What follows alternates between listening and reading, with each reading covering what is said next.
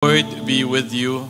And with your A spirit. reading from the Holy Gospel according to Matthew. Glory to you, O Lord. At the time, Jesus withdrew to the region of Tyre and Sidon. And behold, a Canaanite woman of that district came and called out, "Have pity on me, Lord, Son of David. My daughter is tormented by a demon." But Jesus did not say a word in answer to her. Jesus' disciples came and asked him, "Send her away, for she keeps calling out after us." He said in reply, "I was sent only to the lost sheep of the house of Israel." But the woman came and did Jesus homage, saying, "Lord, help me." He said in reply, "It is not right to take the food of the children and throw it to the dogs." She said, "Please, Lord, for even the dogs eat the scraps that fall from the table of their masters." Then Jesus said to her in reply, "O woman, great is your faith. Let it be done to you as you wish." And the woman's daughter was healed from that hour. The Gospel of the Lord.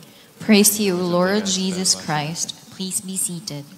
Magandang umaga sa ating lahat. Good morning. Let's give the Lord a clap offering. Meron hong isang mama, isang tatay, inutusan niya yung kanyang anak, mga 4 years old. Maliit lang yung 4 years old, no? Maliit pa. Sabi niya, "Anak, meron siyang bag, traveling bag. Mabigat. Mabigat. Akyat mo yan dun sa taas, ha? Sa second floor. Akyat mo." So yung bata, masunurin, sinubukan niyang buhatin yung bag. Ang bigat.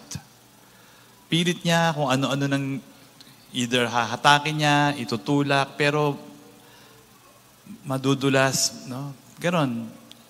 Up to ilang palapag, ilang baitang, madudulas.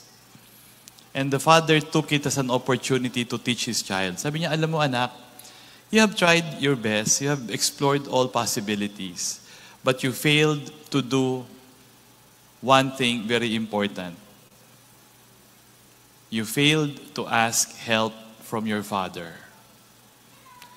Alam niyo yung batang yon parang tayo no?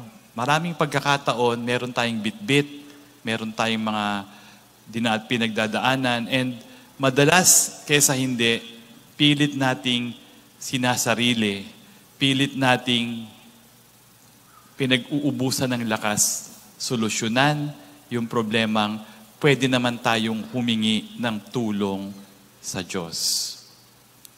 In our gospel, we have heard the story of a woman, a non-Jew, a foreigner.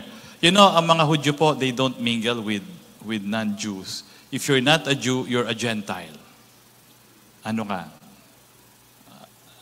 Echapuera. Hindi tayo magkauri. No? So anyway, there's this woman na she was in dire need. No? Her daughter was tormented by a demon. And she cried to Jesus, asking for help. "Have pity on me, maawa ka."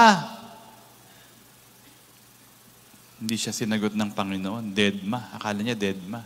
Tapos yung mga nakapaligid, yung mga alipores, yung mga alagad, "Lord, patigilin mo nga." Feeling ng mga to, sila yung hinahabol no?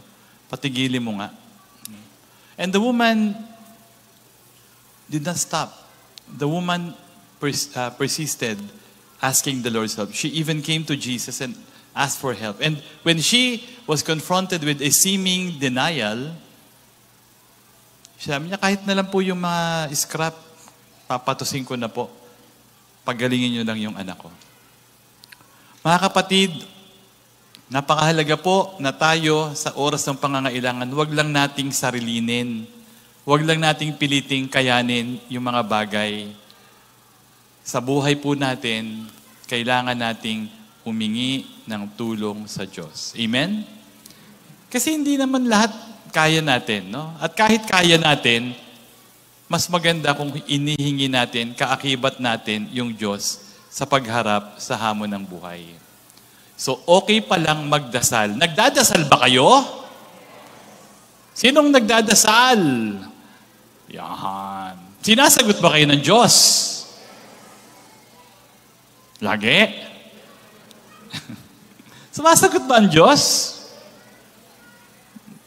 Parang humina na, no? Sino yung kumakanta nung kanta ni Gary Valenciano, natutulog ba ang Diyos? Kasi may mga pagkakataon, meron tayong hinihingi na parang they just fell on deaf ears. And we might even sing silently, natutulog ba ang Diyos? Pero tama po yun, ha? Ang Diyos sinasagot lahat ng panalangin natin. Believe it. God answers all our prayers. Pag mabuti yan, alam ng Diyos, makakatulong sa yan, mabuti yan, sakto yan, yes. Ako, proven ko na po yan sa buhay ko. Proven ko na. And I'm sure many of you here could attest how God has answered our prayers.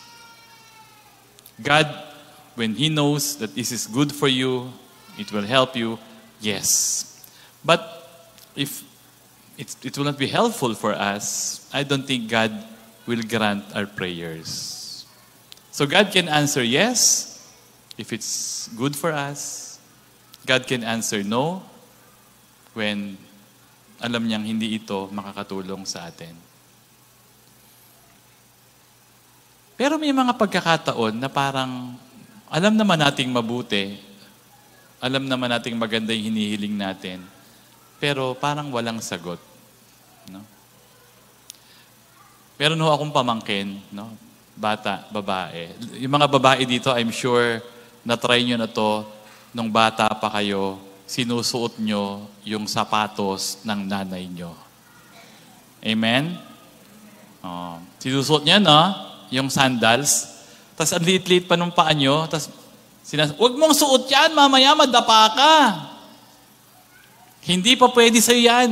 Maliit pa yung paa mo, huwag mong isuot. May mga, ganun din sa buhay, no? May mga kailangan tayo, may mga hinihingi tayo sa Diyos na baka hindi pa ho sakto, hindi pa ho timing. Parang bata, hindi pa po kasya yung paa natin dun sa sapatos. Kailangan nating mag-antay. Pero pag sakto na, swak na, okay na yan. So ito po yung pangatlong sagot ng Diyos. Ang una ay yes, yung pangalawa ay no, ano yung pangatlo? Wait. May mga dasal po tayo na hindi agad nabibigay. Huwag po nating isipin na ang Diyos ATM. Hindi po ATM ang Diyos. Na pag pumindot ka, andyan na agad yung hinihingi mo. Pag hindi nasagot, nagtatampo. God is not an ATM. There are things we need good but are not yet given to us because they might not be the right timing. So lahat po ba ng dasal sinasagot ni Lord? Yes. Palakpakan natin ang Panginoon for answering all our prayers. Pero, magdadasal tayo, tama yun, no? Magdasal ka. Pero dapat po yung dasal may kasamang gawa. Hindi ka lang ngawa ng ngawa. Dapat may gawa. Tulad nung isang mama, no? 20 years nang nagdadasal, manalo sa loto. Nagtatampo siya, Lord, 20 years na akong nagdadasal, hindi mo pa ako pinagbibigyan. Hindi pa ako nananalo sa loto. May narinig siyang boses, anak, ako si Jesus. Lord, ikaw ba yan? Oo, anak, pasalamat ka, nakapako ako. Bakit? Kung hindi ako nakapako, baka nabatukan na kita. Bakit po, Lord? Anong kasalanan ko? Kayo nga may kasalanan eh. Nanghihingi akong manalo sa loto. Yun nga, anak. 20 years ka nagdadasal. Pero ni minsan, hindi ka bumiling ticket. Di ba? We have, yung dasal natin, sasamahan natin ng gawa. Maraming bata dyan, estudyante, Lord, sana po makapasa ako. When I was in Cebu, aside ako dun before, meron kaming katabing review center pagka may magbo-board exam. Tapos pagka may mga eve ng board exam, ang dami, magpapamisa yung mga bata, tapos magpapabless ng lapis, tsaka calculator. Sabi ko, kayo ba nag-aaral? Pabless kayo ng pabless ng lapis nyo, tapos di naman yata kayo nag-aaral dyan, no? So yung dasal, may kasamang gawa. Amen? Very simple recipe of life. Very simple, but it matters and it helps. Pray. Pray. Believe that God will answer our prayers.